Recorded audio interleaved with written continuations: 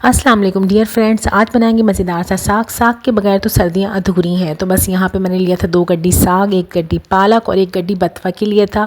अच्छे से इसको बारीक बारीक सा कट कर लीजिए और उसके बाद सभी चीज़ों को बहुत ही अच्छे से खुले से पानी में धो लीजिए।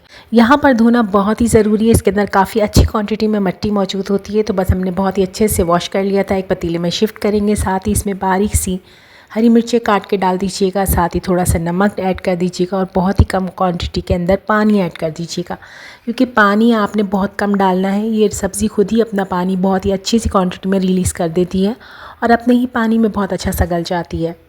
यहाँ पर आप चेक कीजिए कितना अच्छा पानी रिलीज़ कर चुकी है और बहुत ही अच्छे से गल चुकी है। अभी थोड़ा सा पानी बाकी है, मैं दोबारा से इसको कवर करूँगी और बस जब आपका पानी बिल्कुल ड्राई हो जाए, थोड़ा सा रह जाए, तब आपने मोटी सी एक डोई लेनी है और उसे अच्छे से मैश कर लेना है। आसानी से मैश हो जाता है, सब्ज़ी है जल्दी से गल जाती है, वरना तो आपने जूसर में डाल के भी इसको ब्लेंड कर सकते हैं।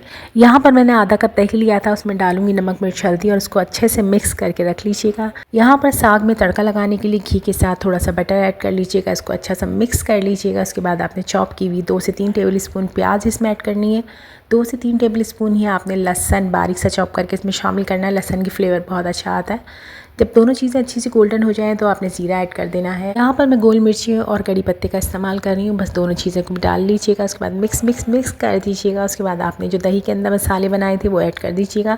इस टाइम पे बिल्कुल भी दही नहीं फटता है और इसको अच्छे से मिक्स कर लीजिएगा। मसाला अच्छा सा भुन जाए तब आपने साग को इसमें ऐड कर देना है और उसको मिक्स कर देना है और 5 से 10 मिनट के लिए कवर करके रख दीजिए। ऑयल सेपरेट हो जाए, मज़ेदार सा साग तैयार है।